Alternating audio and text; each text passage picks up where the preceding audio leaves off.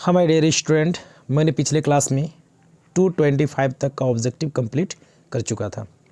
अब last part है, ठीक है, ये कंप्लीट हो जाएगा, हमारा पूरा ऑब्जेक्टिव कंप्लीट होगा। इससे बाहर एक भी ऑब्जेक्टिव बिहार बोर्ड में नहीं पूछने जा रहा।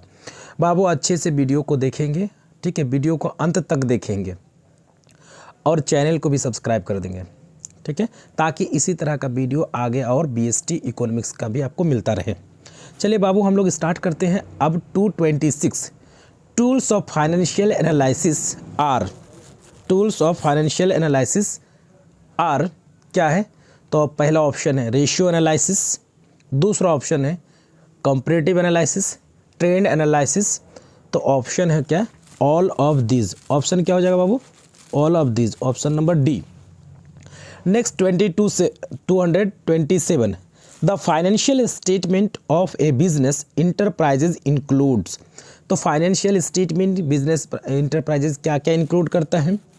हम लोग बैलेंस शीट भी बनाते हैं, profit and loss account, cash flow statement.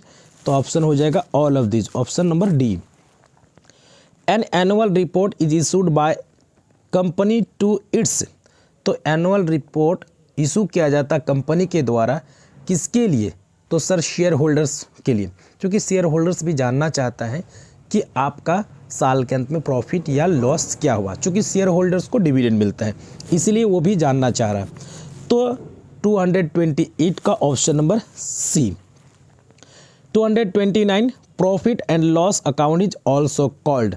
तो profit and loss account is also called income statement. पिछले भी वीडियो में मैंने डिस्कस किया था। ऑप्शन हो जाएगा बी, 229 का ऑप्शन नंबर बी।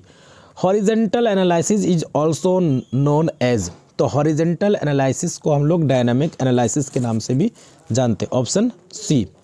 अब next 231 the most commonly use tools for financial analysis, ठीक है, तो क्या होगा? तो comparative statement, common size statement, accounting ratio. तो all of these, option number D. अब हम लोग आगे 232 को देख रहे हैं।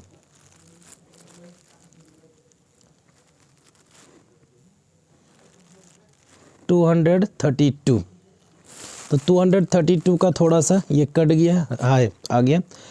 तो in a common size balance sheet total equity and liabilities are assumed to be equal to, तो कितना होता है? 100 के बराबर होता है। किसके बराबर होता है? 100, option number B. Option number क्या हो जाएगा बाबू? बी।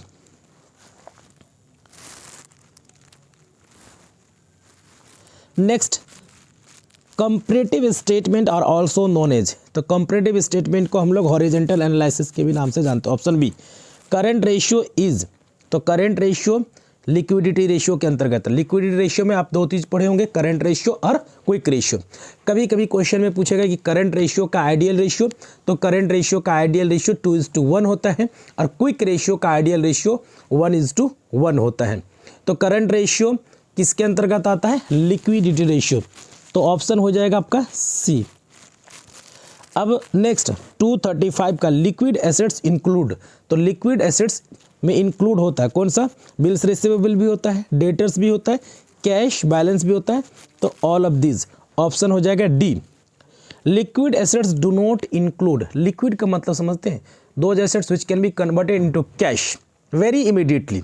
वो एसेट जिसको हम लोग कैश में कन्वर्ट कर सकते हैं बहुत जल्द ही, तो वो लिक्विड एसेट्स कहलाता है। तो liquid asset do not include, तो सर डेटर्स तो है ही, बिल्स रिसीवेबल भी है, बैंक बैलेंस है, लेकिन स्टॉक नहीं है। तो ऑप्शन आपका हो जाएगा बी, 236 का option number B. The ideal current ratio is, मैंने अभी बताया द आइडियल करेंट रेशियो क्या है? 2:1 है, और द आइडियल लिक्विड रेशियो 1:1। ये दोनों क्वेश्चन बिहार बोर्ड के लिए सुपर हिट क्वेश्चन है। इसमें से कोई एक क्वेश्चन आ सकता है, बिल्कुल आप लोग ध्यान से पढ़ेंगे। The term current assets do not include. तो करेंट एसेट्स में कौन सा चीज़ को इंक्लूड नहीं करते?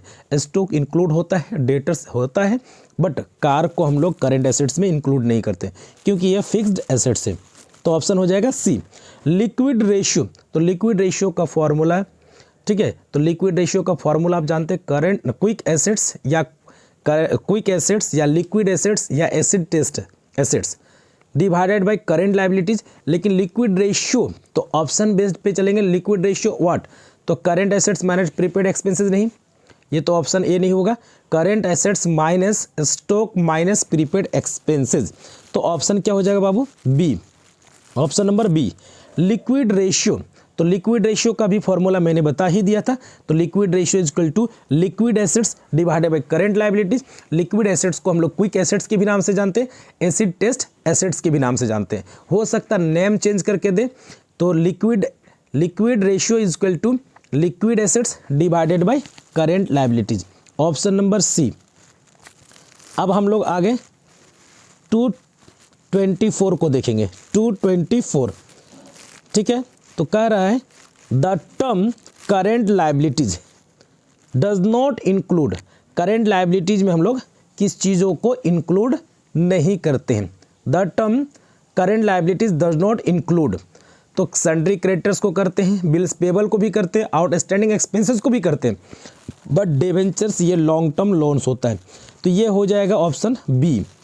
Liquid ratio is also known as, मैंने अभी बताया, चर्चा बहुत बार किया, तो लिक्विड रेशियो को हम लोग क्विक रेशियो के भी नाम से जानते हैं, एसिड टेस्ट रेशियो के भी नाम से जानते हैं। तो liquid ratio also known as quick ratio. Debt equity ratio is, तो डेट इक्विटी रेशियो किस है, मतलब किस में आता है, सॉल्वेंसी रेशियो के अंतर्गत, तो ऑप्शन हो जाएगा C. The ideal debt equity ratio is, तो होता है वो 2:1, option number C. Stock turnover ratio is, तो stock turnover ratio is equal to cost of good sold divided by average stock, तो ऑप्शन क्या होगा बाबू, B, option number B. Cost of good sold, तो cost of good sold equal to क्या होता है, sales माया से हम लोग ग्रोस प्रॉफिट को माइनस करेंगे तो कॉस्ट ऑफ गुड सोल्ड आ जाएगा। क्योंकि आप लोग एक और तरीका जानते हैं कि कॉस्ट ऑफ गुड सोल्ड का फॉर्मूला होता था कि कॉस्ट ऑफ गुड सोल्ड में opening stock plus net purchase plus direct expenses minus करते थे क्लोजिंग स्टॉक, तो आपका कॉस्ट ऑफ गुड सोल्ड निकल जाता था। बट इस क्वेश्चन पे क्या है कि आपको कॉस्ट ऑफ गुड सोल्ड निकालना है किसके बेसिस पे, सेल्स। तो सेल्स में से अगर ग्रोस प्रॉफिट माइनस करेंगे तो आपका क्या आ जाएगा, कॉस्ट ऑफ गुड सोल्ड आ जाएगा।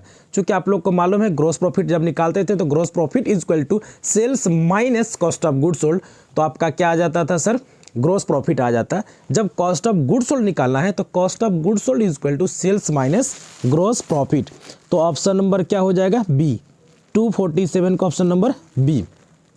The dash is useful in evaluating credit and collection periods, collection policies, तो कलेक्शन पॉलिसीज के लिए कौन सा हम लोग एवरेज कलेक्शन पीरियड निकालते हैं। क्या निकालते हैं, एवरेज कलेक्शन पीरियड, मीन्स मेरा डेटर से कितने दिनों में पैसा आ जाएगा, तो उसके लिए हम लोग क्या निकालते हैं, एवरेज कलेक्शन पीरियड, यानी कितने मंथ्स कितने डेज में निकालने के लिए हम लोग एवरेज कलेक्शन पीरियड लेते हैं। Standard for acid test ratio, तो ये रिपीटेड क्वेश्चन है, तो ये क्या हो जाएगा, 1:1, ऑप्शन हो जाएगा आपका D. Which of the following is not a cash outflow, कौन सा कैश आउटफ्लो नहीं है, तो आपका कौन सा हो जाएगा ऑप्शन बाबू, तो ऑप्शन पूछ रहा है increase in creditors, increase in creditors, आगे बोल रहा है इंक्रीज इन डेटर्स, सी में बोला है इंक्रीज इन स्टॉक, और डी में बोला है इंक्रीज इन प्रीपेड एक्सपेंसेस। तो जरा सा आप लोग बाबू देखेंगे कौन सा ऑप्शन हो जाएगा मेरा, तो ऑप्शन हो जाएगा A, increase in creditors, sorry option ये नहीं, इंक्रीज इन क्रेडिटर्स की बात बोला, हाँ ऑप्शन ये ही ठीक है, इंक्रीज इन क्रेडिटर्स, तो 250 का ऑप्शन नंबर ए, 250 का option number A.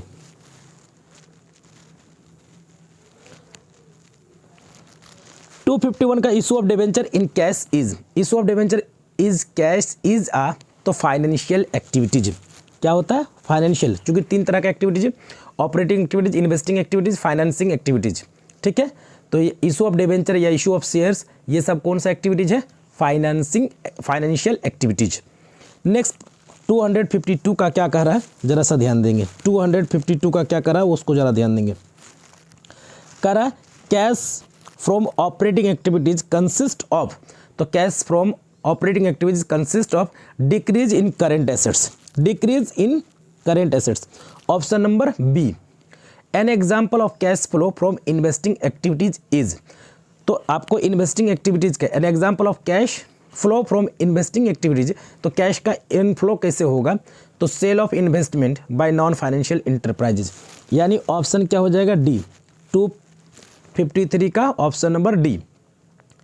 254 cash flow statement is based upon, तो किस पे होता है, cash basis of accounting, cash basis of accounting, option B. 255 का cash flow statement is prepared from, तो cash flow statement is prepared from additional information, profit and loss and balance sheet, यानी all of these. Option number क्या हो जाएगा D. Cash flow statement is related to, तो ये accounting standard 3, ये S3, option number A. Cash equivalent includes, तो cash equivalent includes treasury bill, bills receivable, bank deposit of short monetary period, all of the above, option number D. 258 while calculating cash flow from operating activities which is added to net profit, तो increase in stock नहीं, decrease in stock, option number B.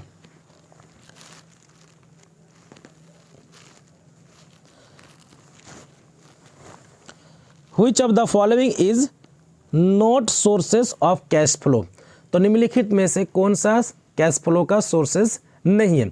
अगर purchase of fixed assets करेंगे तो obviously क्या होगा sir, cash का outflow होगा। तो यहाँ पे पूछा कैश का इनफ्लो, तो इनफ्लो क्या होगा, जब बेचेंगे तभी इनफ्लो होगा। तो हम परचेज कर रहे हैं तो कैश का इनफ्लो नहीं होगा, यानी कैश का बोला कि sources of outflow sorry cash flow नहीं है। तो ऑप्शन हो जाएगा ए।